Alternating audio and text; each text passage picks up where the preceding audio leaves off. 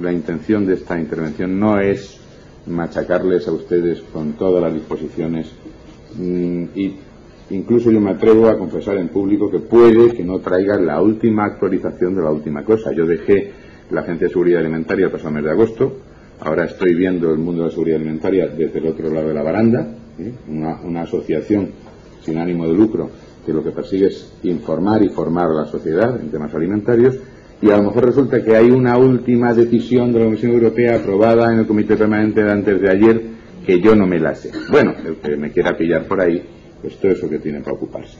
Entonces, a mí se me ocurría cómo presentar esto de forma que a ustedes les resulte útil, sabiendo que normalmente las disposiciones cambian. Entonces, aquí de lo que se trata es de intentar identificar un hilo conductor, de ver por qué han pasado una serie de cosas, por qué se está legislando así, dónde estábamos, dónde estamos, hacia dónde queremos ir y cuál es un poco pues el ambiente de satisfacción o de preocupación que nos invade. Yo les voy a pasar las transparencias muy deprisa, pero luego cuando las seleccione yo se las voy a facilitar a una persona del Instituto Tomás Pascual Sanz para que las puedan colgar en la web y ustedes las consulten. Pero bueno, pues como tengo 273 y no creo que se las ponga todas, no, pero van muy deprisa, son a 3 por minuto, no se preocupen. Entonces cuando tenga la selección soy yo para que no se maten demasiado a escribir, porque no merece la pena.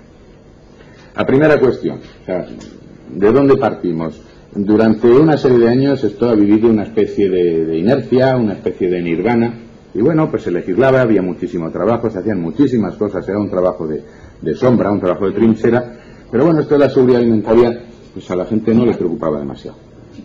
Y sin embargo, nos pasan una serie de cosas a final del siglo pasado, alguna ya nos ha pasado también, allí al final les he puesto el aceite crudo de girasol procedente de Ucrania, pero bueno, fundamentalmente son las cosas que ocurren el año pasado. El siglo pasado, la famosa crisis de la dioxina del año 99, el famoso problema de las encefalopatías transmisibles, que tenía que haber empezado 4 años antes la crisis, y sin embargo empezó cuando se dieron positivas 2 vacas, no cuando se supo que el prión saltaba la barrera interespecífica. Bueno, pues eso supuso un pequeño revulsivo, ¿no? Creo que, como ahora ha ocurrido con la crisis financiera, y ocurre, y la banca, bueno, pues en un momento dado la sociedad pierde toda la confianza y le retira toda la credibilidad, bueno, a los agentes económicos que preparan alimentos, a los agentes de control oficial que controlan alimentos y a todo el mundo. Y se genera una cierta sensación pues de malestar, de preocupación y bueno, pues un quebranto a la propia definición de salud que da la OMS, que no solo es el bienestar físico sino el bienestar mental. No hay cosa más triste que acercarse al hecho de comer con angustia. Entonces, bueno, pues esas teníamos, ¿no? Y además de angustia, pues un cierto riesgo. Bueno, pues, hombre, la Unión Europea no está poblada por genios, pero tampoco son todos idiotas, no somos todos idiotas. Entonces hay una máxima que dice que el inteligente aprende con las derrotas y el imbécil no aprende ni con las victorias. Entonces, con una serie de derrotas concatenadas, pues la verdad es que se extrajeron una serie de conclusiones. Esto se ve nada más que regular. ¿Qué le pasa a esto? A ver si se ha soltado la clavija, ¿eh?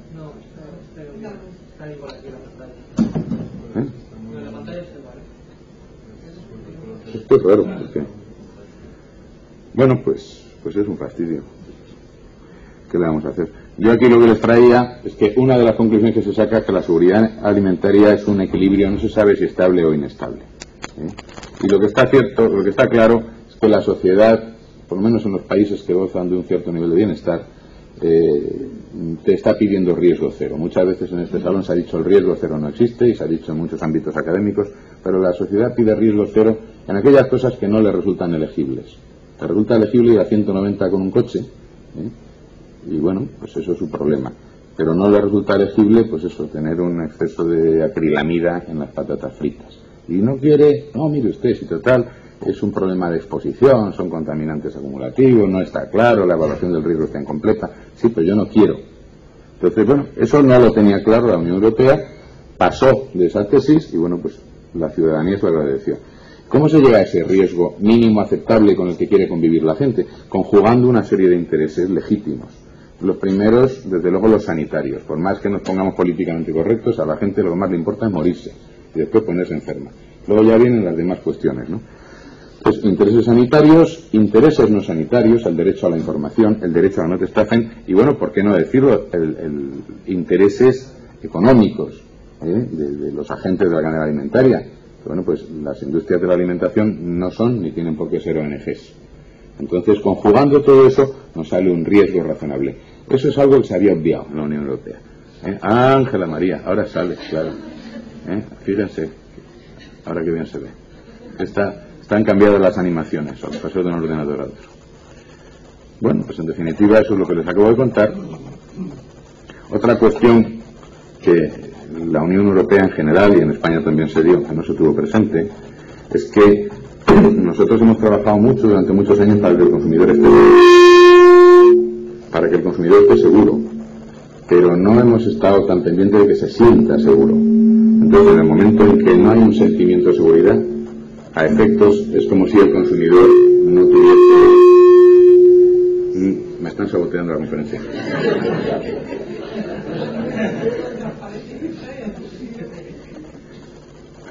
Como si de verdad estuviese sometido a un riesgo real. Y eso es algo que tampoco se ha tenido en cuenta. Y no se ha tenido en cuenta que cuanto mejor se cuentan las cosas, cuanto mejor se comunica, el riesgo percibido coincidirá con el riesgo objetivo. No se preocupen que voy a hablar de legislación, lo que hay que ponerlo en materia y en valor. Otra cuestión que tampoco el legislador comunitario tuvo muy clara es otro parte equitativo de responsabilidades. Durante mucho tiempo, en toda la Unión Europea y en España, se pensó que la seguridad alimentaria era algo que dependía de los agentes de control oficial. Y eso no es verdad. Eso no es verdad en absoluto. Entonces, quien genera seguridad alimentaria es quien fabrica alimentos y lo pone en el mercado. Vamos, quien fabrica alimentos, quien cultiva lechugas o quien cría ganado y los pone en el mercado. Y a las administraciones sanitarias les toca tutelar esa seguridad y si se debía exigirla, pero no pueden subsidiariamente, vicariantemente, tapar los agujeros de falta de seguridad. Y luego otro error es que a los consumidores les toca demandar esa seguridad, pero aquí al albur de no, mire usted, educación para la salud, educación para el consumo, se pretende que cada consumidor esté doctorado en 3 o 4 carreras. Inclusive tiene que entender la factura de la luz, un contrato de compraventa y, por supuesto, los problemas de la contaminación de los alimentos. Pero a eso no hay derecho. Y eso, algo de eso ha habido. Entonces son una serie de cosas que se estaban haciendo mal, y todo eso se estaba haciendo mal pues al amparo de la legislación vigente, evidentemente.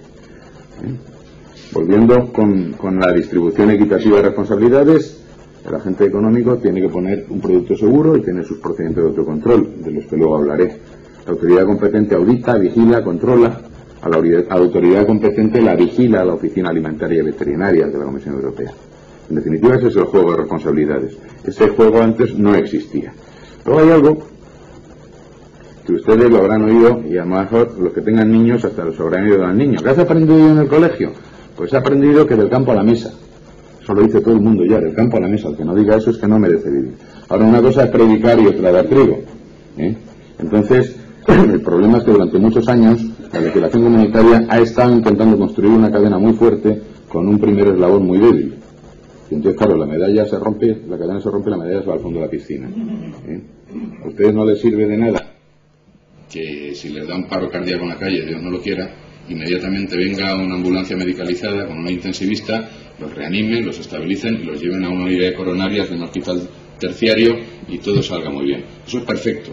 Pero si desde que le da a uno la parada cardiorrespiratoria hasta que llega la ambulancia no hay un alma caritativa que te dé masaje cardíaco y te insufle, o te mueres o te quedan secuelas. Entonces una cadena cara, tecnificada, compleja, etcétera, etcétera, es una cadena débil que no sirve para nada porque el primer eslabón es débil. Eso ha pasado en la Unión Europea, donde toda la vida parece que la seguridad alimentaria empezaba a nivel de la industria de transformación. Y no me hagan ustedes decir marcas, pero hay quien las dice. O sea, mientras pensemos que es que todo vale hasta la mitad de la cadena, y de la mitad de la cadena para adelante, entonces viene toda la seguridad. Eso no puede ser. Otro error es pensar que la seguridad alimentaria es algo restringido en el espacio y en el tiempo. La seguridad alimentaria es un problema que surge cuando hay crisis. No, la seguridad alimentaria tiene tanta vocación de estabilidad y de continuidad como tiene la propia salud.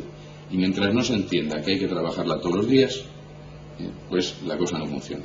Todo esto que les digo son cosas que no estaban en absoluto recogidas en la legislación, ni en su forma, ni en su espíritu. Más cuestiones. Yo creo que esto más o menos lo hemos entendido, ¿no? Que ahora ya no se trata tanto de pedirle 35 certificados a la botella de agua mineral natural, como de tener una verdadera garantía de que el origen funcione. Y bueno, esto en España lo tenemos bastante bien entendido. Y el error que quizá hemos cometido es pensar que los bordes de ese mapa del espacio económico europeo eso era Finisterre.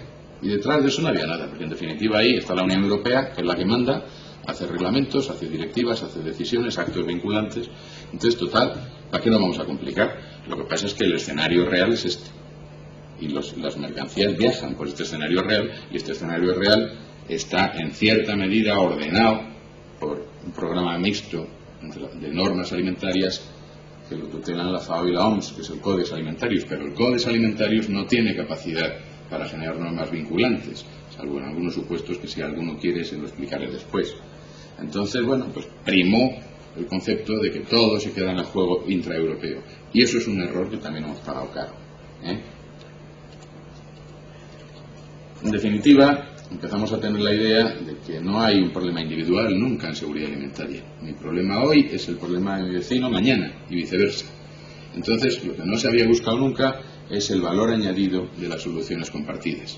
Si yo cierro la frontera española al ingreso de un producto que viene a un país tercero, porque el producto se merece que se cierre, bueno, pues el problema es que por mis puntos de inspección fronteriza no va a entrar, pero posiblemente va a entrar por cualquier otro país comunitario que lo va a poner a nivel práctica, y yo luego me lo voy a encontrar en los lineales de los supermercados. Bueno, pues eso es otro error que se había cometido. Luego, ya los niños un poco más mayorcitos, que los que decían del campo a la mesa, ya vienen a casa diciendo que en el colegio han estudiado la triada del análisis de riesgos, ¿no? Evaluación, gestión, comunicación. Esto lo dice todo el mundo, pero es que, como decía Molière en el burgués gentilhombre, dice: llevo 40 años hablando en prosa sin saberlo. Esto lo hemos hecho toda la vida. Lo que pasa es que lo hemos hecho desordenado. Esto tiene que ser un proceso secuencial, ¿eh? Primero evalúense los riesgos. Una vez evaluado y conocido el riesgo, y bien caracterizado, vamos a ver qué medidas de gestión normativas o instrumentales tenemos para mantener ese riesgo a nivel adecuadamente bajo. Y luego vamos a comunicar a la población cosas de las dos componentes. Pero no solo se trata de que sea un proceso secuencial, tiene que ser un proceso más interactivo. O sea, esa tesis de que los científicos hay que tenerlos encerrados en el castillo de la mota, que no vean a nadie, porque si no viene un gestor de riesgos, entre los cuales yo me he podido contar, y que somos gente de mala catadura, y entonces les decimos: hazle un dictamen que diga que la salmonela no es patógena. Entonces, claro, los científicos hay que tenerlos aislados. Entonces, ¿qué ha pasado? Ha habido un divorcio enorme entre el mundo científico, el mundo académico, el mundo de la gestión normativa de riesgos y el mundo de la gestión instrumental. Y eso es malo. Lo que tiene que haber es verdaderamente una interacción entre los tres componentes. Bueno, pues eso no estaba en la legislación, evidentemente. Hay muchas definiciones de seguridad alimentaria, casi todas deficientes. Pero para lo que yo les quiero contar ahora, esta me viene bien. Evaluar la conformidad de procesos y productos a un marco de referencia previamente establecido. Y si es posible, para prevenir, mejor que para constatar. Ese marco de referencia previamente establecido en la legislación. Si ustedes se ponen a jugar al parchís, pueden acabar a navajazos, salvo que primero establezcan cuáles son las reglas del juego. No, es que yo, cuando te como una ficha, me cuento 20. No, es que yo me cuento 10. Al final, pelea. Unas reglas del juego previamente establecidas, y que no solo los productos, sino todo el proceso sea acorde a esas reglas. Bueno, pues eso no estaba en la legislación. Eso no estaba. En definitiva, pues se da uno cuenta de que esto es un tejado de dos aguas. Una, crear reglas del juego, y otra, constatar la conformidad de procesos y productos a esas reglas, legislar y controlar, en definitiva. Fíjense esta gráfica, que bueno, es tan discutible como ustedes quieran, porque es de fuente propia. Si nosotros empezamos a ver aquí un descenso de la percepción de seguridad, no de la seguridad objetiva, un descenso de la percepción de seguridad vinculado a todo el problema, si ustedes quieren, de las vacas locas, fundamentalmente. Y bueno, lo que yo les decía, los sucesos de finales del siglo pasado. Luego aquí se produce un incremento importante porque la Unión Europea reacciona. Y luego aquí, bueno, pues llegamos a una pequeña fase de meseta. Yo les podría decir que esto empieza a mejorar pues por muchísimas razones, pero yo creo que hay una muy importante, y es que lo que ocurre en este punto de inflexión es que aparece una declaración programática que lo que supone es que el legislador comunitario verdaderamente reconoce que todo este examen de conciencia que hemos estado haciendo, que todo eso se estaba haciendo mal, que la cadena tenía eslabones débiles, que no había un concepto global del comercio de alimentos, que no había una orientación preventiva, todo esto que yo les he venido analizando. Entonces, ese papelito que lo he puesto ahí, ese es el libro blanco. Entonces, el libro blanco es el revulsivo que genera toda la legislación alimentaria que tenemos ahora. ¿Ah? Evidentemente no es tan bonito como este libro de Ramaccini, pero bueno, pues por poner una decoración. ¿Qué podríamos decir? Pues moderniza la legislación alimentaria fijando un conjunto coherente y transparente de normas, colmando vacíos y actualizando las normas preexistentes. Refuerza los controles desde la explotación agraria hasta la mesa del consumidor, de la granja a la mesa. No basta con decirlo, tiene que ser obligatorio. Aquí a la buena voluntad hay que hacer muy pocas cosas. Y aumenta la eficacia del sistema de asesoramiento científico. Primero evaluar y luego gestionar. Y además con un evaluador de riesgos centralizado para evitar peleas. Tiene una serie de objetivos prioritarios o prioridades estratégicas y a mí me interesa recalcar que reparten equitativamente las responsabilidades y dicen quién hace qué. Eso es importante. Luego, otra cuestión importante es que por una vez se empieza a escribir negro sobre blanco, o aquí blanco sobre gris, el principio de precaución. O sea, algo que podía ser utilizado de forma absolutamente mesurada, proporcionada y legítima, se podía convertir en un instrumento de distorsión. Entonces, el legislador comunitario se da cuenta de que primero hay que evaluar, luego gestionar, y que a veces la ciencia, por desgracia, no nos brinda todo el conocimiento que necesitamos en cada momento. Y entonces tenemos que acogernos en más o menos al principio de precaución. Eso es otro principio que inspira las reglas del juego. La Comisión Europea escribió una comunicación sobre el recurso al principio de precaución, que además está legislado en un reglamento del que ahora les hablaré. La comunicación no está mal, yo creo que está bastante mejor el documento que aprobó el Comité Coordinador del Juez para Europa en octubre del 2000, no porque estuviese España de presidente, que también, sino porque verdaderamente se decían muchas cosas prácticas para su interpretación y aplicación uniformes. Entre otras cosas, hablar de principio de precaución es considerar que la evaluación del riesgo tiene al menos 4 fases. Y si no hablamos de eso, aquí lo tiene usted legislado, y dice, mire usted, las medidas de gestión del riesgo desproporcionadas, si quieren, yo las amparo si hay efectos nocivos que pueden ser posibles, si hay incertidumbre científica, no confundamos con incertidumbre analítica. Les he puesto aquí CX, Codex Alimentarius, que habla de otros factores legítimos distintos de la ciencia. Cuando, por ejemplo, se produce una moratoria general, transversal, a los alimentos e ingredientes modificados genéticamente, simplemente por un problema de rechazo poblacional. Pues bueno, pues puede ser un factor legítimo distinto de la ciencia. Medidas proporcionadas, medidas provisionales y siempre revisables, y restrictivas no más allá de lo imprescindible. O sea, si nosotros tenemos ahora un disgustillo con Alemania, pues lo que vamos a hacer es prohibir la compra y utilización de Mercedes, Audi y Volkswagen. Eso sería proporcionado, ¿no? Valga el ejemplo. En definitiva, actuaciones normativas y actuaciones instrumentales ejecutivas, eso es lo que vamos a tener que hacer. Y la normativa, bueno, pues en cierta medida es lo que va a condicionar que lo que viene después funcione bien. Porque incluso una gestión instrumental, como puede ser una red de alerta, pues si tiene detrás unas reglas del juego establecidas con carácter vinculante, pues no funcionará mucho mejor. Una vez más, les pongo esto sabiendo que lo repito.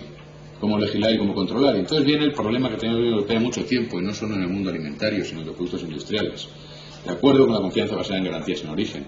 De acuerdo en que tengamos todos unas reglas del juego comunes y las que no sean comunes sean equivalentes. El famoso principio de equivalencia y de reconocimiento mutuo. Pero viene la otra parte, legislar y controlar. Entonces casi todo nos había venido fallando al final del siglo XX por un problema de quebranto de la confianza mutua por falta de equivalencia de controles. Y para que ustedes lo entiendan les cuento otra anécdota.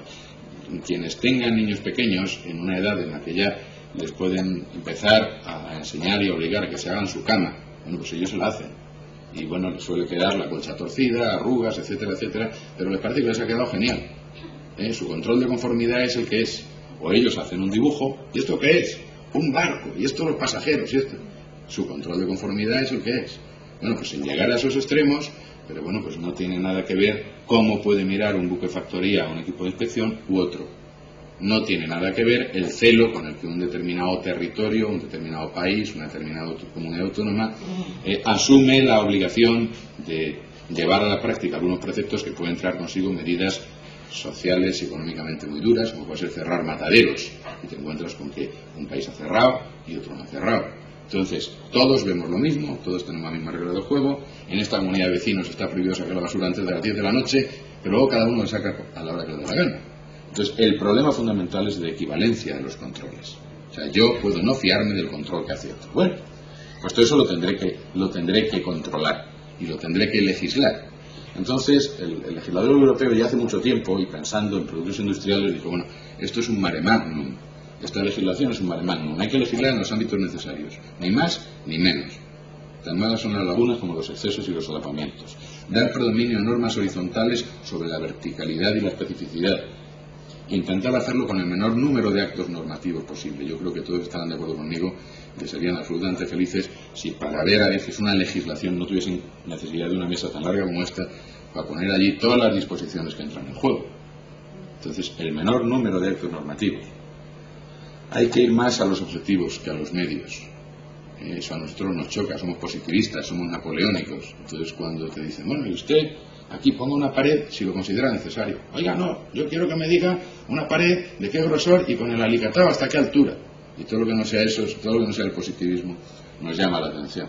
Entonces cuando sale la primera directiva de género, la 93-43, y te empiezan cuando proceda, cuando sea conveniente, cuando resulte necesario, nosotros lo hemos vivido como conceptos jurídicos indeterminados. Estábamos acostumbrados a que nos dijesen los lux de las bombillas, el cauce del caño de agua, y la temperatura de las salas y la altura del alicatado. Pues bueno, regulando solo lo esencial y el resto pasarlo a instrumentos de normalización, al marco voluntario. Eso tiene sus riesgos, pero en fin. Pero eso es para legislar. Y ahora para controlar, ¿qué hay que hacer? Pues desde luego hay que legislar, y este era el segundo elemento de lo que se llamó la nouvelle approche, el nuevo enfoque. Hay que legislar pensando en que los controles tienen que ser equivalentes, tienen que ser comparables, y eso quiere decir que tienen que ser objetivables. Tenemos que evaluar la conformidad con procedimientos transparentes, fiables, susceptibles de comparación, que garanticen la calidad de los resultados. Fíjense que el problema ahora mismo, cuando viene la Food and Veterinary Office a hacer inspecciones a España o a cualquier otro país, no les preocupa tanto que hagamos inspecciones, que cojamos muestras, que tal, les preocupa la calidad del trabajo que se hace. El primer paso que se dio en este sentido fue la acreditación de laboratorios. O sea, el primer instrumento para generar confianza en la evaluación de conformidad es que yo sepa que cuando me analizan mercurio en este laboratorio y en aquel, me lo están analizando igual, o acrilamide. Y el que no pueda recuperar el furano del microondas porque no tiene la cámara, pues que no lo meta en su cartera de servicios, pero que no lo haga. Nosotros hemos padecido, y somos hijos de un divorcio, pero de un divorcio en casa, porque es que ni siquiera se terminaron de separar y marchar cada uno para la suya. A nosotros estamos en la Unión Europea y bueno, pues la Comisión Europea, entre otras virtudes de estas letanías que se le rezan, la embajadora de los países, la madre de las iniciativas, pues sí, es la madre de las iniciativas, es la que propone. La Comisión propone y el Consejo dispone. Eso se piensa. Entonces la Comisión, que es, según una teoría sacrosanta del derecho comunitario, es una y única, pero tiene una serie de direcciones generales especializadas. Entonces, en tiempos no demasiado lejanos, había una dirección que se llamaba Mercado Interior, que era la DG3, hoy se llama Empresa, una dirección general, que era la DG6, que se llamaba Agricultura, que sigue existiendo, la Dirección de Agricultura, y una que se llamaba Medio Ambiente. Entonces, de estas tres direcciones, la Comisión era una hidra con varias cabezas, lo digo en sentido cariñoso para la Comisión, y de estas tres direcciones salían actos normativos, salían propuestas con distintas formas de hacer y distintas formas de pensar. Fíjense ustedes, la DG3 trabajaba sobre todo en transformadores tecnológicos. Nunca trabajaba desde el principio de la cadena, iba desde la mitad prácticamente hasta el consumidor final. Era muy tendente a la horizontalidad, muy tendente a la desregulación, muy poco positivista. En cambio, la DG6, mis queridos compañeros veterinarios de Bruselas, pues trabajaron en la armonización sectorial veterinaria, carnes, pescados, patatín. Luego esto os voy a contar con una gráfica. Sí que se acercaban más al origen de la cadena, pero no del todo, muy verticalistas, muy tendentes a la especificidad y cargado de positivismo, cargado de detalles numéricos, cargado, todo lo contrario. En fin, dos plumas totalmente distintas. Fíjense una serie de disposiciones que hacían, por ejemplo, en la DG6. Todas las disposiciones de armonización sectorial veterinaria, toda la batería de carne y productos cárnicos, ovoproductos, pescado, productos pesqueros, moluscos bivalvos, leche y productos lácteos. Bueno, pero luego, como somos así, pues cada una de las direcciones generales había establecido sus disposiciones de control de conformidad, de forma que para hacer control oficial en las directivas que venían de la DG6 había que usar estas famosas Controles veterinarios en el mercado interior, controles veterinarios en productos procedentes de países terceros. Y luego, sin embargo, los de la DG3 tenían la Directiva Marco de Control Oficial y la Directiva de Medidas Adicionales, que es donde se consagró la obligatoriedad de la acreditación de laboratorios, entre otras cosas. Entonces, fíjense ustedes las gracias que tienen que dar a Dios por estar sanos, cuando les hemos estado tutelando la salud con este pandemonium normativo al que nos ha tenido sometido el legislador comunitario. Porque es que verdaderamente a veces era mezclar agua con aceite.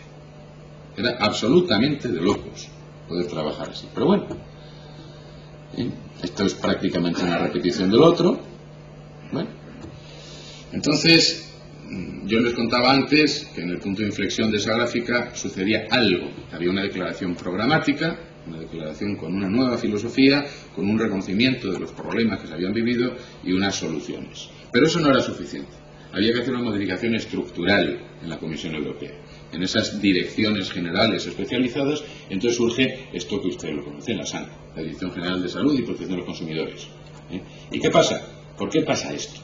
Pues hombre, después de mucho pensar, y no hizo falta pensar mucho, se dieron cuenta de que la crisis de final del siglo XX todas arrancaban la producción primaria. A mí eso me duele que ocurriese y me duele que ahora se siga pensando así, porque así como hace 12 años se echaba la culpa de todo al manipulador de alimentos, ahora se echa la culpa de todo al principio de la cadena, y tampoco es justo. Pero en fin, lo cierto es que eso fue así. Luego también se vio que la DG3 y la DG6, Mercado Interior y Agricultura, estaban inconexas y no se hablaban. Y luego también se vio que las decisiones de tipo sanitario, una cosa es tener en cuenta factores legítimos y otra cosa es que una decisión de tipo sanitario se aborde en un foro economicista. O sea, en el mismo sitio donde se está discutiendo la política agrícola común, se tenga que abordar una decisión de cierre de fronteras frente a un producto. Ese juego no ha salido bien. Entonces dijeron, pues esto se arregla de la siguiente manera. Todas las competencias, todos los temas sanitarios que tienen con los alimentos salen de la DG6 y de la DG3 y se van a la SANCO. Y luego además se ha acabado eso de que la cadena alimentaria empieza a la mitad. Se extiende responsabilidades hacia el origen y hacia el final. Y bueno, pues eso nos presenta una paleta de colores bastante apetecible para pintar un buen cuadro. Porque vamos a sustentar las políticas de seguridad alimentaria en la tríada de análisis de riesgos, evaluar, gestionar, comunicar. Vamos a hacer una evaluación independiente y excelente. Vamos a sacar las medidas sanitarias de los foros económicos, transparentes y sin despotismo ilustrado, eso todo para el pueblo, pero sin el pueblo ya no vale. Recurso al principio de precaución, el principio de la granja a la mesa, responsabilidades del operador económico, autocontrol de trazabilidad, y bueno, y vamos a crear una autoridad europea de seguridad alimentaria. Entonces, bueno, así es cuando veis que verdaderamente se quiere cambiar y se están poniendo anuncios. Entonces, con este nuevo enfoque sanitario integral, primero nos encontramos este compromiso conceptual y cronológico, que es el libro blanco. El libro blanco, como tal comunicación, no tiene eficacia jurídica, no es vinculante, entonces hay que plasmarlo en una disposición que sí sea vinculante y tenga eficacia jurídica. Esto es el reglamento 178/2002, que ustedes conocerán sobradamente. Y luego, además, bueno, hasta aquí hemos predicado y ahora hay que empezar a dar trigo. Ahora vamos a ver si la nueva normativa la hacemos de acuerdo con todos estos principios que consagra el libro blanco y que recoge con carácter vinculante este reglamento. Bueno, del reglamento, y además como vamos no muy bien de tiempo, yo no les voy a contar mucho. Yo creo que es bueno que se sepa que esto es un poco la Biblia de cabecera de toda la legislación alimentaria que va a venir después, porque ahora hay que hacer una cosa, desarrollar aquellos aspectos que haya que innovar y que tengan que colmar vacíos, pero luego hay que intentar convivir con el acervo previo. El acervo previo, el acquis communautaire que llaman por ahí, eso es toda la batería de normas que la Unión Europea había venido haciendo en los últimos 20 años. Claro, tampoco las iban a tirar. Y ahí teníamos una serie de normas horizontales que venían de la DG3, la armonización sectorial veterinaria y otra serie de normas instrumentales o de control que yo ya les he comentado antes. Entonces, ¿cómo casamos las cosas? Pues bueno, este reglamento establece principios y requisitos generales de legislación alimentaria, crea la EFSA, establece procedimientos de red de alerta, y bueno, pues es muy de agradecer, y además llama las cosas por su nombre y dice objetivo, asegurar un nivel elevado de protección de la vida y salud de las personas y los intereses de los consumidores en relación con los alimentos. Principios y responsabilidades comunes, reparto equitativo. Base científica sólida, primero evaluar, de forma excelente e independiente, y luego gestionar. Bueno, el principio de precaución, que les he comentado antes, que es la primera que se consagra, y bueno, pues dice cuáles son los requisitos de seguridad alimentaria para los alimentos. Y habla de alimentos seguros, o por ser nocivos o por no ser aptos. Yo sé que hay mucho que discutir en estos conceptos de nocividad y aptitud, y hay que alguna persona que podría aportar mucho sobre ese particular, pero como vamos a la hora que vamos, pues eso. Criterios de no seguridad, criterio de nocividad, criterio de falta de aptitud. Y una cosa que llama un poquito la atención, y es que es un reglamento que entra en el terreno del fraude. Aunque existe la Oficina Europea de Lucha Antifraude, la OLAF, este reglamento se mete en las prácticas engañosas y fraudulentas en el fraude. Es verdad que muchas veces la adulteración da lugar a un problema de salud pública, pero no siempre, no siempre. Bueno, el reglamento toca esto, yo simplemente se lo comento. Y luego sienta las bases de la red de alerta tal como la tenemos ahora. Entonces, si tenemos esa plataforma de partida, ¿hacia dónde tenemos que ir? Por una parte, tenemos que integrar toda la normativa sectorial veterinaria y extenderla desde el principio de hasta el final. Ese es el paquete de higiene con el desarrollo, entre otros, criterios microbiológicos. Luego, tenemos una serie de directivas transversales, una serie de normas marco, etiquetado, aditivos, contaminantes, nutrición, dietética. ¿Qué hacemos con ellas? ¿Las derogamos o cómo las actualizamos? Y luego hay una serie de casos particulares de sectorialización. Y aquí yo me referiría sobre todo a los alimentos y piensos biotecnológicos. Entonces, si ustedes recuerdan las grandes normas de partida, algunas de ellas parcialmente vigentes, el reglamento 315/93 de contaminantes, la famosa directiva codificada de etiquetado 2000/13, toda la armonización transversal de aditivos, muy recientemente, sepultada por el nuevo reglamento, la directiva de aromas, que también ahora hay un reglamento, la directiva de materiales de contacto con alimentos, los productos destinados a regímenes especiales y la directiva de higiene. Esto, hombre, no había que tirarlo, algo tenía de bueno, ¿no? Y de punto de partida. Entonces, ¿qué se hace con esto? ¿Y qué se hace con esto? Con la de armonización sectorial veterinaria, todas muy parecidas pero todas diferentes. Pues ahí estaba el desafío. Y con las normas instrumentales igual. Con aditivos se dijo, bueno, tenemos una directiva marco que inspira los principios y luego tenemos una armonización transversal de colorantes, edulcorantes y lo que se llama miscelánea, aditivos distintos de colorantes y edulcorantes, y lo que hay que hacer es actualizar el progreso técnico y establecer criterios de identidad y pureza para todas estas cosas. ¿Qué pasa? Que esta directiva marco, que en su día fue muy buena, se empezó a quedar antigua. Entonces, ahora se ha aprobado muy recientemente, salió a final del año pasado, un reglamento sobre aditivos alimentarios que le da una vuelta a muchos de los principios de trabajo. Incluso además se pensaba inicialmente que este reglamento iba a venir solo a sustituir a la directiva marco, pero este reglamento ha derogado, todavía no han entrado en vigor todas las directivas de aditivos que teníamos vigentes, o prácticamente todas. Entonces, bueno, no está bien. En contaminantes partimos, hay un antes y un después con este reglamento 315/93. Este es el corpus general y a partir de eso, pues ahora vamos a hacer cosas específicas, no decir en pistacho, en ostra, en no sé qué, no. Vamos a ir no por matrices sino por analitos. Micotoxinas, nitratos, metales pesados, otros contaminantes tecnológicos, el 3-monocloropropanoidiol, los hidrocarburos aromáticos policíclicos, y para todos estos, sus procedimientos de toma de muestras y sus procedimientos de análisis. ¿Vale? Muestra de algo en botón. Aquí tenemos este 315/93 y relativamente reciente, este 1881 de 2006, que establece contenidos máximos de determinados contaminantes de productos alimenticios. Luego esto se va actualizando normalmente mediante decisiones de la Comisión por puras razones de agilidad. Fíjense, el planteamiento, yo creo que se ve muy mal esta transparencia, pero no se preocupen porque ahora veremos despacio. El planteamiento que se hacía a la SANCO en relación con el proceloso mundo del etiquetado. El proceloso mundo del etiquetado es toda la información al consumidor, hablando incluso de las alegaciones, hablando del etiquetado nutricional y todo este tipo de cosas. Entonces vamos a ver cómo lo abordan.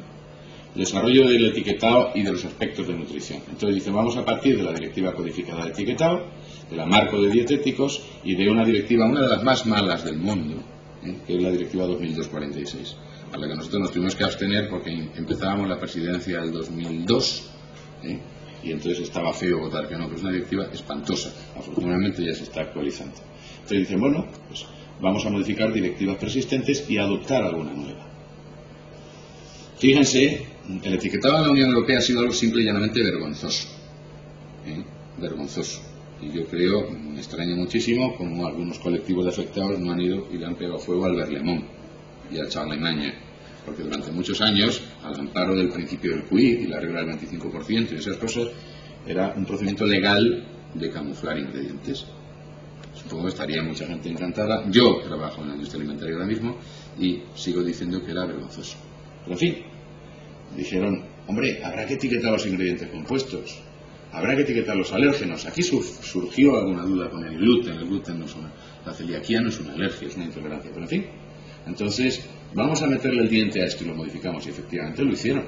Y para mí el ejemplo más excelso, aunque luego lo trataré otra vez en dietéticos, no está muy bien el reglamento, pero valga por lo menos la señal que se manda al exterior. Hacer un reglamento de composición etiquetada de productos alimenticios apropiados para personas con intolerancia al gluten y una etiqueta que verdaderamente se entiende.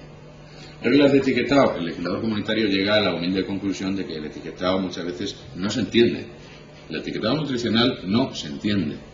Y no es que la gente tenga que hacer un curso previo, es que a veces hasta ni se ve. Pero aparte de eso, y desde esto hay que simplificar y cambiar el formato. Entonces, bueno, y luego, ¿qué les voy a contar de las alegaciones? Hay productos por ahí que uno se los toma y apruebas las oposiciones a notario estudiando un fin de semana. Entonces, bueno, pues dije, vamos a intentar regularlo, alegaciones de contenidos y alegaciones de funciones. Unas serán nutricionales y otras de salud. Esto es un salto verdaderamente importante. Ahí tienen ustedes el reglamento 1924-2006. O sea que todas las cosas que iba diciendo el libro blanco se iban haciendo. Etiquetado nutricional, una directiva que estuvo bien en su momento, pero se quedó enormemente antigua. No contemplaba muchos nutrientes, no había ingestas de referencia para muchos de los nutrientes y desde luego además había que presentar la información de una forma que se entendiese. Bueno, pues afortunadamente ya tenemos la 2008/100 que ha venido a actualizar esta directiva antigua. Aquí tienen ustedes ejemplos, los cuales yo ya no me quiero entretener. Este es el que les acabo de poner, el de los avances en relación a 2000/13 en el etiquetado de productos alimenticios para otras menciones obligatorias que no estaban previstas, y esto es lo que les acabo de comentar del etiquetado nutricional. Bueno, pues yo creo que son progresos que merece la pena tener en cuenta. El reglamento de alegaciones verdaderamente fue un hito. Un hito, hombre, empezó con mal pie, porque nos dijeron, ¿qué preferís? ¿Empezarlo sin terminar? ¿Lo estrenáis sin terminar? ¿O esperáis hasta el 2010? Vamos a estrenar lo que esté sin terminar, nos vamos a meter a la casa aunque no tenga calefacción. Claro, no han pasado 2 años, esto entró el 1 de julio del 2007 en vigor, y fíjense ustedes ya la cantidad de modificaciones que ha habido que hacerle, y esto está siendo complicado. Aquí hay una cosa que estaba clara: si un alimento o ingrediente funcional tiene propiedades, tiene que poder alegarlas, y entonces hay que darle unas reglas del juego para que lo haga. ¿Qué pasaba antes de este reglamento? Que no se podía decir nada. No se podía decir o tiene mucha fibra o tiene poco sodio, pero no se podía decir la fibra es buena para el tránsito gastrointestinal, o no se podía decir ni muchísimo menos esto previene el cáncer de colon. Todas esas cosas están radical y absolutamente prohibidas. Radical y absolutamente prohibidas. ¿Cuál era el único camino de escape? El reglamento de Novel Food. Cuando alguien pasaba por las orcas caudinas de someterse a la evaluación como Novel Food, entonces le sometían a un examen tan riguroso, donde sí se podía sustentar la seguridad, la eficacia y la calidad de la alegación. Y entonces sí se lo dejaban decir. Y entonces habrán ustedes vivido la convivencia entre productos que hacían alegaciones relativas al colesterol con todo derecho y otros que las hacían con toda la cara dura. Los segundos infringían la ley y los primeros se acogían al reglamento de Novel Food. Bueno, luego hay otro problema. El legislador comunitario no nos ha regalado todavía una definición de alimento funcional. Hay muchas aproximaciones al concepto, hay una cierta paz en la comunidad científica en torno al concepto, pero si nos quitamos la bata blanca y nos ponemos la toga negra, no hay una definición legal. Ahí tienen ustedes algunos de los requisitos que siempre suelen coincidir en relación con un alimento o ingrediente funcional. Esto está sacado del ILSI, pero bueno, pues no hay legislación. Entonces, bueno, si nosotros nos poníamos a decir, bueno, este tío que dice que su consumo ayuda a regular el nivel de colesterol, y ha ido por Novel Food, pues no ha ido por Novel Food, pues entonces la directiva de etiquetado le dice que no puede hacer alegaciones preventivas y curativas. La directiva de etiquetado nutricional antigua no le deja más que decir tengo mucho de esto o poco de aquello. Y el Real Decreto mal llamado Productos Milagro, 1907/96, tampoco dejaba hacer ninguna alegación preventiva ni curativa. Entonces, cuando verdaderamente el I+D+I progresa y hay funcionalidad de verdad, pues eso no había base legal para contarlo. Entonces, hacía falta una base legal. Se intentó un poco calmar el escozor con un acuerdo interpretativo entre la FIAB y el Ministerio de Sanidad y Consumo, pero vamos, lo que hacía falta era un reglamento que arreglase esto. Fíjense ustedes. Alegaciones nutricionales, mucha fibra, poco sodio, se podían hacer por la directiva antigua de etiquetado nutricional. Saludables, con una enorme inseguridad jurídica, según el acuerdo interpretativo FIAB-MISAC. y preventivas en absoluto, salvo que fuese un Novel Food. Entonces viene ahora este reglamento que entra en vigor parcialmente a partir del 1 de julio de 2007 y ya te deja decir, tengo mucha fibra o poco sodio, y te deja decir, la fibra favorece el tránsito intestinal, y luego lo que es llamar a las cosas por su nombre o andarse con eufemismos, ¿eh? Entonces hay un refrán castellano que dice que no sabe por qué al culo se llama ano. Entonces, si lo digo así, no pretendo ser fácil, ni mucho menos, porque claro, ¿qué trabajo cuesta decir alegación preventiva? No, alegaciones de disminución del riesgo de contraer una enfermedad. Vamos a ver, si ustedes se vacunan de la gripe H1N1 para disminuir el riesgo de contraer la nueva gripe, ¿qué están haciendo más que prevención o profilaxis? Entonces, ¿por qué no llaman alegaciones preventivas a las que lo son? Pues no, porque entonces si lo hubiesen llamado preventiva no salía. Pero en fin, bendito sea ese reglamento que ha llegado. En dietéticos nos han tenido colgados un montón de años porque hubo una directiva marco, no mala, que prometía en el anexo un desarrollo sectorial de las distintas categorías específicas de dietéticos. Ese desarrollo progresó muchísimo en preparados para lactantes y alimentos de continuación, progresó bastante en los baby food y progresó menos en otras categorías. Pues hemos pasado un montón de tiempo esperando, por ejemplo, pues una directiva específica de celíacos, una de alimentos destinado a situaciones con intenso desgaste muscular o para deportistas, una de diabéticos, una de hiposódicos. Entonces, bueno, se han ido haciendo cosas, ha progresado mucho lo que se refiere a alimentación de lactantes y polactantes, el alimento de intenso desgaste muscular, los medical food, todo este tipo de cosas, y bueno, yo les digo ahora sin ambajes, y yo ya no estoy en la administración, que si no hubiese sido por el enorme empujón que pegó la administración española, hoy este reglamento no estaría. El reglamento no es bueno, pero es mejor que nada.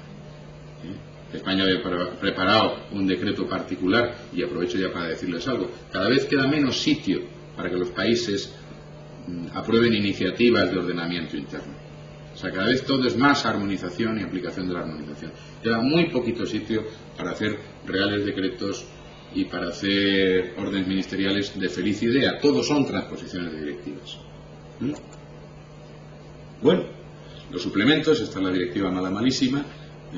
Bueno, esto quedaba un poco condicionado y sigue quedando condicionado a que la EFSA, a la que le han cargado de trabajo más allá de donde puede, pues vaya verdaderamente sentando bases. Ahí ahora se andan complicando la vida con valores de referencia y otra serie de historias. Y con el enriquecimiento pasa igual. Pero en fin, se va trabajando la cuestión. Tradicionalmente la Unión Europea ha tenido una muy buena batería de normas de límites de residuos zoosanitarios y fitosanitarios. Este ha sido uno de los caballos de batalla de la Unión Europea en los códigos alimentarios, cuando hay pelea con países en vías de desarrollo que quieren o bien LMRs de plaguicidas para vegetales mucho más altos que los nuestros, o bien hormonas naturales, cuando la Unión Europea no las quería, y no solo por razones de producción. Hay muchas disposiciones que sería prolijo enumerar aquí. Esta es una disposición tipo, esta del año 90, que luego se ha ido actualizando y desarrollando, estableciendo procedimientos para fijación de los LMRs. Y a mí me enorgullece decir que también, por un impulso importante de la Administración española, a la que yo ya no pertenezco, o sea que no se crean que me estoy echando cera, bueno, pues aquí tienen ustedes un reglamento comunitario donde verdaderamente, después de una concienzuda evaluación del riesgo, se sabe que por un problema de mal llamado principio de transferencia, un carryover, pues no podemos estar echando atrás determinados productos, por cierto, residuos de cocidio estáticos o listomonestos. Entonces se sigue trabajando en la cuestión. Novel Food, ustedes saben que había una moratoria, había una moratoria puramente factual, absolutamente ilegal, había unas directivas medioambientales que regulaban esto, pero no llegaban verdaderamente cerca del plato del consumidor ni de la etiqueta que el consumidor quería. Y bueno, pues la gente se asustaba. Además, como había siempre algún grupo de bienaventurados que le decía que se iba a morir por esto, pues bueno, nada, te mueres seguro por los transgénicos, pues nada. Entonces, el reglamento de Novel Food, cuando se aprueba, establece ya una serie de reglas que permiten aprobar las primeras variedades, no llamadas variedades, son eventos, son palabras espantos, modificados genéticamente. Pero faltaban muchas cosas. Faltaba la trazabilidad, estaba coja, eso estaba cojo, y en definitiva, este es un caso claro de divorcio, una vez más, entre la dirección de mercado anterior que hacía Novel Food, que lo hizo tarde y mal. Es la primera vez que el Parlamento Europeo se dividió en dos, radicalmente en dos. La mitad quería aprobar el reglamento y la otra mitad no quería. Y la DG11, por su cuenta, se pensaba que con lo mismo que yo puedo evaluar las plantas ornamentales, podía evaluar los alimentos, cosa que no es cierta. Bueno, pues afortunadamente eso se ha arreglado, porque las directivas medioambientalistas se han actualizado. Aquí tienen ustedes la 2001-18, el prototipo, y luego tienen ustedes toda esta batería del reglamento 1829, alimentos y piensos modificados genéticamente, 1830, su trazabilidad, 65-2004, sus identificadores, el carnet de identidad de cada OGM. Si no lo sabemos, difícilmente lo podemos buscar. Y luego, bueno, pues un reglamento puramente instrumental de actualización. Entonces, fíjense ustedes que es que en 12 años nos hemos hecho con un marco legal absolutamente nuevo. Entonces el reglamento de desarrollo no hacía el caso venir a explicarlo ahora. Todo lo que se pudo arreglar con los nuevos reglamentos de OGMs, ya más o menos argumentado. Pero ahora viene quizá la parte más difícil. Hasta ahora hemos estado conviviendo con el material preexistente, poniéndolo al día, como decía el libro blanco, colmando los vacíos, actualizando, etcétera, etcétera. Pero yo les decía antes, predicar y dar trigo, un desarrollo acorde. ¿Qué hacemos con el paquete de higiene? Integración de lo que había y extensión a toda la cadena, y luego habrá que desarrollarlo. Entonces esto, fíjense que el ejercicio es muy curioso. Teníamos una directiva horizontal de higiene que era la 9343. Hay que extenderla como un chicle hasta la producción primaria, ensamblarle las directivas sectoriales de armonización veterinaria, carne, pescado, leche, huevos, y ensamblarle las directivas de control para alimentos y para piensos. Con un dibujo seguramente lo vamos a ver mejor. Esto me lo voy a saltar y nos vamos a ir directamente al dibujo. Fíjense, esto es la cadena alimentaria, de la Beto a la mesa de despacho, y aquí arriba tenemos a la Dirección General de Mercado Interior, antes llamada así, que empieza a legislar a la mitad de la cadena. Aquí tienen ustedes eso, un interrogante medieval, nadie sabe qué pasa de aquí a aquí, y aquí tienen la famosa directiva de higiene, la que empieza a hablar del hazard en su día. Y por supuesto, como yo les comentaba al principio de esta charla, con sus propias reglas de control oficial. Con lo cual aquí hay un concepto de seguridad alimentaria prácticamente limitado a la segunda mitad de la cadena. Y aquí debajo tienen que la señora Dirección General 6 de Agricultura hacía los actos normativos de armonización sectorial veterinaria, carnes de ave, pescados, leche, huevos, todos parecidos pero todos distintos. Se acercan un poquito más al origen de la cadena, pero no llegan al origen, y desde luego se quedan muy lejos del plato del consumidor final. Bueno, ¿hacia dónde vamos? Pues aquí viene el ASANCO, que casi parece el Espíritu Santo, no lo es. Y entonces dice, bueno, pues ahora seguridad alimentaria desde el principio hasta el final. Coge la directiva de higiene que ustedes vieron en la transparencia anterior, que si se fijan empezaba aquí, y la estira hasta el principio de la cadena. Y en esta directiva ensambla todos los actos de armonización sectorial veterinaria. Y entonces les da absoluta coherencia. Y luego establece unas reglas comunes, unas reglas de control comunes para todas ellas. Para lo de arriba, para lo de abajo, alimentos y piensos. Entonces el planteamiento es genial. Aquí tienen ustedes el reglamento 178-2002 en la base, el reglamento general de higiene, toda la pirámide de los reglamentos de higiene y un reglamento de control general para alimentos y piensos. Esto sí es coherente. Con esto sí se puede trabajar. Sí se podía trabajar. Y esto, hombre, nos hacía pensar que la balanza en la Europa de los mercaderes se inclinaba a favor de la Europa de los ciudadanos. Desarrollo del reglamento de higiene. Aquí se puede uno reír o llorar, luego, si posiblemente al final lloraremos un poco. Entonces, el legislador comunitario desarrolla algunas cosas razonablemente bien, el reglamento de criterios microbiológicos, y luego hay otras cosas que cada país las ha tenido que legislar, porque como estamos inmersos en un proceso de renegociación y marcha atrás del paquete de higiene, pues al final había, de alguna forma, que ordenar algo trascendental, que es la información de la cadena alimentaria, información que debe acompañar a los animales destinados a su sacrificio. España lo ha hecho, otros países no lo han hecho. En fin. Reglas comunes de control. Ya tenemos casi todo, pero vamos a seguir con la coherencia en el libro blanco. Reglas comunes de control. Ya tenemos un reglamento general de control, lo han visto ustedes antes en la macrotarta esa que les he puesto. ¿Vale? ¿Qué tiene de bueno este reglamento? Tiene, pues, como decían los griegos, una metanoia, un cambio de mentalidad absoluto. ¿Por qué? Primero, porque es un planteamiento continuo horizontal del control a través de toda la cadena. Y luego porque lo que le interesa es el aseguramiento de la calidad del control. No basta solo con que se haga control. No basta con que ustedes, cuando se vayan a ir de viaje, lleven el coche a que les hagan el checkpoint en el concesionario que sea. A veces te cobran el checkpoint, pero no te lo hacen. La mitad de las cosas no te las han hecho. Entonces, o te las hacen mal, te dejan una rueda floja, cosas de estas. Nada, a mí me pasó. Entonces, bueno, es calidad de los controles. calidad de los controles. Este reglamento fundamentalmente dice que cada país tiene que tener un plan nacional de control único, que integre toda la facilidad del control y que además tenga una perspectiva plurianual, que se coordinen todas las autoridades competentes y que hacer control requiere estar cualificado.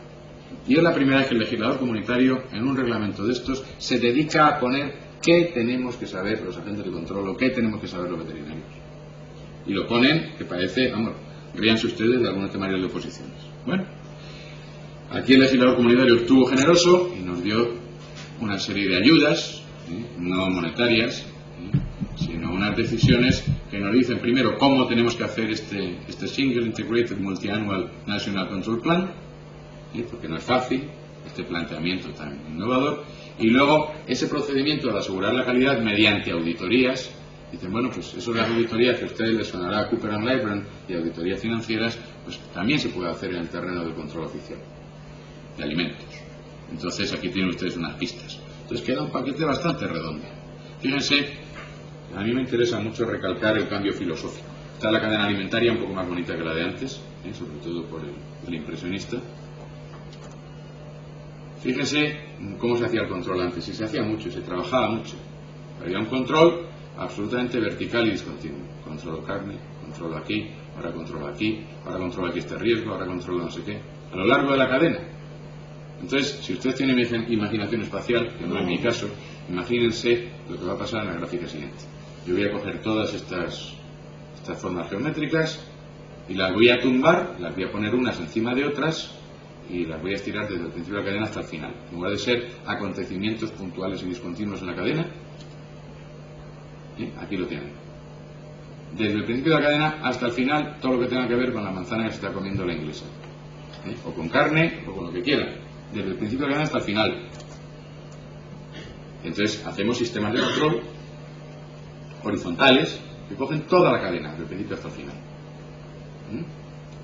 Hagan otro ejercicio de imaginación espacial. Imagínense que están en la cabina de traducción simultánea y están mirando. Ahora miren las regletas estas desde esta punta.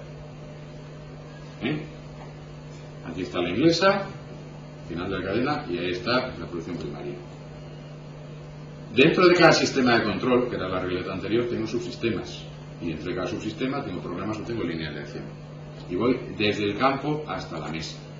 Fíjense, este es un sistema de control de riesgos biológicos. Este es un subsistema de zoonosis. Y dentro del subsistema de zoonosis tengo salmonela en huevos. Lo que es absurdo es hacer un corte transversal a la mitad de la cadena y mirar salmonela aquí. La salmonela empieza aquí atrás del todo y termina delante del todo. La solución no es ni prohibir el huevo para hacer mayonesas, ni matar a las gallinas solo. No hay que hacer las dos cosas, pero hay que considerar del principio hasta el final. ¿Está? Control eficiente, efectivo y eficaz. Casi siempre hemos ido a matar moscas a cañonazos, a eficacia. ¿Cómo controlar? Bueno, pues aquí tienen ustedes algunos ejemplos que el legislador comunitario se atrevió a dar incluso antes de tener este reglamento, y lo traigo aquí a colación de que son algunos de los ámbitos que a mí me generan más sonrojo, porque son los únicos en los cuales la administración sanitaria y agrícola y ganadera no basta, y hay que tirar de las fuerzas y cuerpos de seguridad del Estado. Estoy hablando de los residuos. Bueno, eso es una verdadera pena, ¿no? Pero en fin, se ha trabajado y se ha trabajado bien en control. Y aquí les vuelvo a poner, perla más fresca, pues el reglamento de ecocidios técnicos. Seguimos hablando de corresponsabilidad, esto se lo he puesto antes, y ahora les vengo y ya estoy terminando, y decían, utilice usted herramientas concretas, utiliza el autocontrol. Y bueno, procure tener agua corriente, que no haya ratas, que no haya agujeros en el techo, eso está bobadita, los requisitos, prerequisitos, ¿no? Bien. La FVO y la SANCO tienen aquí, bueno, pues un catón de las principales obligaciones de los explotadores de las empresas alimentarias y de piensos: seguridad, responsabilidad, trazabilidad, transparencia, emergencia, prevención, cooperación. Está clarísimo a lo largo del reglamento 852, está clarísimo por todos los sitios que hay una obligación de higiene, seguridad, y que hay que lograrla con sistemas de autocontrol basados en análisis de peligros y puntos de control críticos según los establece el Códex, ayudarse con guías de buenas prácticas y cumplir unos anexos. Tanto que habíamos dicho, de la granja a la mesa, de la granja a la mesa, un jamón, pero un jamón de Parma, no de los nuestros, un jamón malo. Entonces, fíjense en este reglamento, yo les invito a su lectura detallada de los considerandos, que hay que leerlos, que simplemente dicen, no es viable aplicar el HACCP a la producción primaria. De acuerdo. Usen ustedes la guía práctica correcta de higiene, pero lo demás sí. Entonces, a lo largo de todo el reglamento te está diciendo, mire usted, todo lo que no sea producción primaria y operaciones conexas, tiene que hacer HACCP.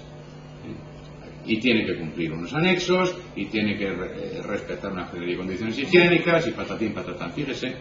Entonces uno se pregunta si el HACCP es posible. No, es que fíjese, yo tengo un pipero, vendo pipas de calabaza y me piden un sistema de análisis de peligros y puntos críticos de control. Bueno, pues si tiene un pipero se lo vamos a perdonar. Pero si no, ya veremos a ver, ¿no? Entonces, bueno, esto se empieza a poner en duda en un momento dado. Y el legislador comunitario le había dicho bien claro, el éxito de la aplicación de procedimientos basados en HACCP requerirá el compromiso y cooperación plena de los empleados del sector alimentario. A tal fin, los empleados deben recibir formación, el HACCP no debe considerarse un método de autorregulación ni debe sustituir los controles oficiales. Los requisitos relativos al HACCP deben tener en cuenta los principios incluidos en el Código Alimentarios. Ámbito de aplicación. El presente reglamento establece normas generales destinadas a operadores de la empresa patatín patatero, aplicación general de procedimientos basados en HACCP y guías de práctica de higiene. O sea, siempre los anexos estructurales, el procedimiento HACCP y las guías de buenas prácticas. Y lo dice por todos los sitios, por todos los sitios. Entonces había preparación de selección y además aquí parafrasean con absoluta literalidad y fidelidad los principios del Código Alimentario, para no hacernos un HACCP a nuestra medida, ¿no? Un HACCP de supermercado. Análisis de peligros, la identificación de los puntos críticos, límites críticos, vigilancia y monitoring, medidas correctivas, mejor dicho correctoras, verificación y registros. Entonces, así como la 9343 no se hablaba de registros, en el nuevo reglamento de higiene sí se habla de todo, y todo es obligatorio para todo el que no trabaje en producción primaria y operaciones conexas. Aquí dicen los principios, aquí lo tienen más grande. Fíjense, incluso elaborar documentos y registros en función de la naturaleza y tamaño de la empresa alimentaria. Entonces, bueno, es que no te lo perdonan porque se entiende que eso es útil y es necesario.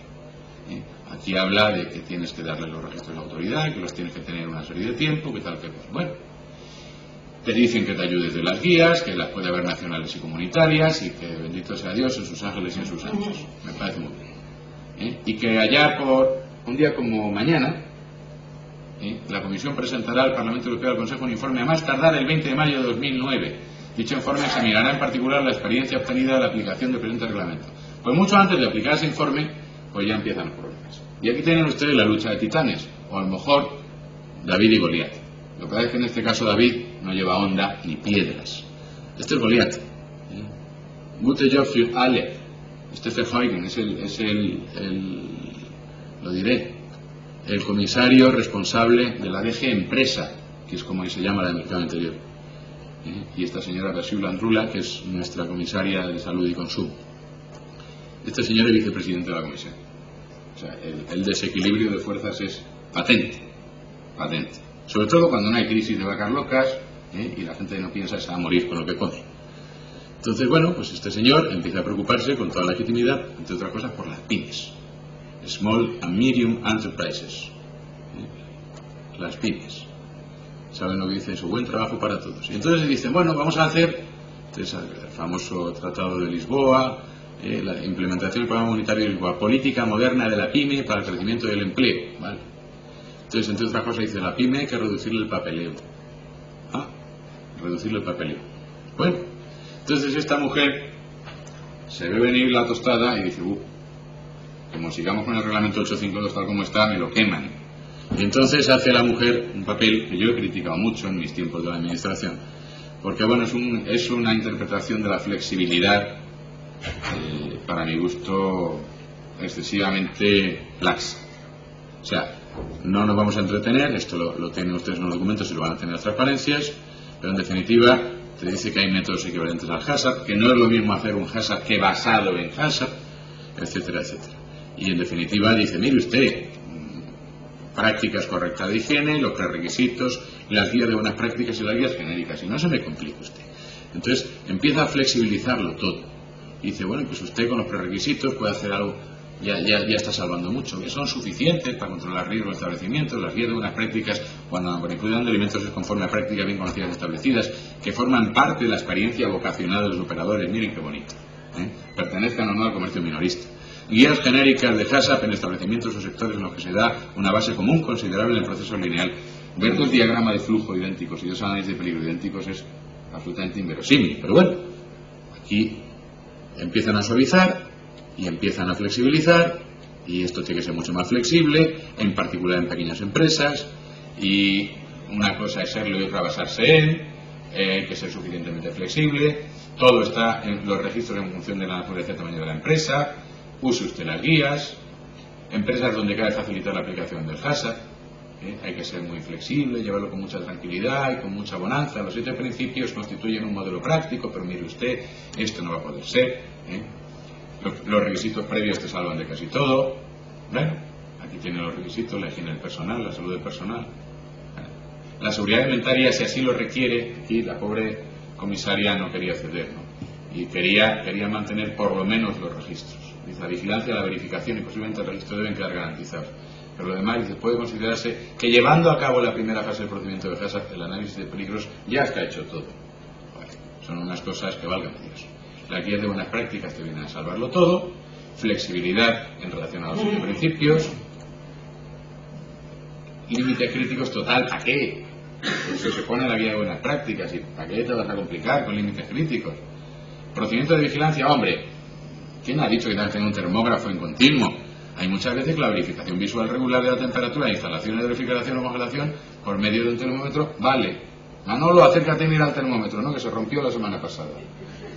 Es que yo que le diga, cada imbécil que se nos pone a los que nos hemos gastado un montón de millones en hacer estas cosas en las empresas es tremenda. No nos pesa, porque se saca a la sociedad un producto seguro, pero hay que fastidiarse, ¿eh? Esto es propiciar competencia desleal. Pero bueno, documentos y registros en función de la naturaleza y tamaño de la empresa. Yo siempre, cuando estaba en la administración, protestaba porque en un establecimiento pequeño se le pidiese un HACCP como si tuviese que dar de comer a una penitenciaría de 4.000 reclusos, porque eso no puede ser. Pero una cosa es un extremo y otra es otro extremo. Pero en fin, yo creo que esto fue una medida relativamente sabia de la Comisaría de Salud, que le dijeron, danos, te vamos a cortar un trozo, dinos tú qué trozo quieres que te cortemos, y ella ofreció un modelo de flexibilidad, Bueno, pues aquí una serie de ejemplos, suficiente flexibilidad en todas las situaciones, en especial en pequeñas empresas, tal. Y en definitiva ofrece flexibilidad, dice, yo me dejo cortar el pulgar del dedo del pie izquierdo y el meñique de la mano izquierda. Respecto a los principios del HACCP, te ofrezco flexibilidad en análisis de peligros, en diseño de procedimientos basados en HACCP, en los límites críticos, procedimientos de vigilancia, documentos y registro. Y te ofrezco flexibilidad en la formación. Total, qué más da que estén formados. Pero hay amigos, al famoso comisario Verheugen no le resultó suficiente. Entonces empiezan aquí con este trabajo, una revisión estratégica de cómo legislar mejor en la Unión Europea. El famoso programa del Better Regulation. Y entonces empiezan a darle vueltas. Primeros progresos en la estrategia de simplificación del ambiente del ámbito regulatorio. Programa de acción para reducir las cargas administrativas en la Unión Europea. Una estrategia por acción inmediata, Fast Track Actions. Dice, esto va muy despacio. Hay cosas que generan mucho papeleo, que se van a cargar las pymes, que Gute Job für alle, y esto no funciona. Así que, ¿por dónde empezamos a cortar? Y hacen un memorándum en marzo del año pasado, y podemos empezar a cortar por el área de la higiene alimentaria, Food Hygiene. ¿Cuál es el reglamento culpable? El 852-2004.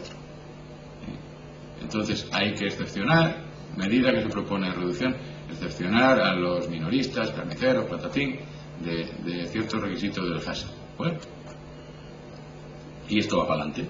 Entonces prepara un documento de trabajo para cargarse 2 reglamentos que generan mucho papel, mucha carga administrativa, mucho yugo y mucho peso. Y uno de ellos es el 852 y concretamente su artículo 5, que es el que establece el HACCP. Entonces dicen, hay que modificar este reglamento 11, no le sirve para nada, pero convienen en el mismo documento los dos. Y el 852-2004 es el reglamento general básico de la higiene de los productos alimenticios. Dice, ¿qué hacemos? No hacer cambios políticos, excepcionar a algunas empresas de los requisitos del HACCP o abolir los procedimientos por órdenes. Y bueno, pues afortunadamente algo primó la cordura. Decían, pero bueno, ¿y qué es una pyme? Y entonces afortunadamente, ahí por lo menos nos quitamos cierta indeterminación, hay una disposición comunitaria no vinculante, porque es una recomendación, que clasifica a las empresas en función, en microempresa, pequeña empresa, mediana empresa, en función de su volumen de negocio, o sea, del número de trabajadores y del volumen de negocio. Ahí las tienen ustedes. Por supuesto, este es el padre de la iniciativa, claro. el Günther Verheugen. Es un comisario potente. Ahí tiene usted la recomendación de 6 de mayo de 2003 y dice, bueno, se acabó la discusión. O sea, cuando una empresa gigantesca me quiere decir que es una pyme, pues no la voy a dejar. Entonces, bueno, pues ya sabemos cuáles son las empresas que se pueden beneficiar y entonces ahora a ver qué beneficios les regalamos, cómo amputamos el reglamento 852. Bueno, pues yo voy a ir deprisa para que ustedes no pierdan demasiado tiempo y en definitiva, este es el párrafo de la muerte, en definitiva esto se queda así. Los principios del HACCP, desde la A hasta la G, se quedan en la A y en la G. En las pymes, en las medium, pero bueno, eso es que se dice que el prestigio se conserva a base de no exponerlo. Es verdad que la Comisión Europea estaba muy harta de inspecciones en todos los países y ver que el HACCP no lo cumplía nadie bien, o casi nadie, mucha gente no lo cumplía. Fíjense que de los 7 principios sacrosantos del Codex Alimentarius se salvan el primero y el séptimo, los demás no se salvan. Ahí tiene usted al Codex, ahí está clarísimo lo que dice el Comité Code de Higiene de los Alimentos sobre los análisis de peligros y puntos críticos de control, la tarea del Comité Code de Higiene de cara al HACCP, o sea que es que no me estoy inventando nada. Y bueno, este es un libro que cofinanciamos y coeditamos cuando yo estaba en el Ministerio de Sanidad con la FAO, que es, ustedes me van a perdonar, uno de los mejores libros en lengua castellana que hay para explicarle el HACCP a la gente de una empresa. Además con casos prácticos, con fichas, un libro interactivo, como hacen ahora, para que al hermano pequeño que viene después no le valga. Entonces, bueno, pues ahí está el reglamento y es una lástima. Uno tiene a veces la percepción de que esto se ha quedado en una declaración de intenciones, un poquito, ¿no? Hasta que venga otra crisis. Entonces, casi todo lo de los reglamentos de higiene entraba en vigor el 1 de enero del 2006 y luego ya empezó el tío Paco con la rebaja. No, esto lo pasamos. No, hombre, la trazabilidad de procesos no es obligatoria. ¿Cómo va a ser eso? En fin. Y empiezan a rebajar, y muchas cosas pasan al 2010, otras quedan desdibujadas, etc. Y uno se pregunta si verdaderamente no estamos asistiendo a una renegociación a la baja en algunos aspectos, solo por el hecho de que la sociedad europea no está sintiendo en el cogote el aliento de las crisis. Claro, esto crea malestar en los agentes económicos y llega a crear malestar en la población. Por una parte, fíjense que, claro, estamos en un mundo que comercia, la Organización Mundial de Comercio hace su trabajo. Luego, afortunadamente, la evaluación del riesgo, la EFSA va trabajando bien, aunque está un poco colapsada. O sea, yo creo que frivolidades se van a hacer las justas. Pero, hombre, es triste que de alguna manera se traicione un poco lo que aprobó el Consejo de Ministros mediante posibilidades interpretativas se renegocia a la baja, ¿no? El Codex Alimentarius, puesto que estamos en un escenario mundial, pues no lo deberíamos perder de vista. Ahí tienen ustedes a la OMS, preocupándonos no solo de la gripe, sino de la Estrategia Global de Seguridad Alimentaria. Eso no lo había hecho la OMS nunca, y lo hace. Y bueno, pues nosotros todas estas cosas se las tenemos que contar a la gente. La asociación para la que yo trabajo, la que yo dirijo, lo que tiene absolutamente claro es que la población se acerca mal al hecho alimentario porque no está bien informada. Y tiene a veces temores frente a lo que no debe tenerlos y otras veces no tiene cautelas frente a lo que sí debe tenerlas.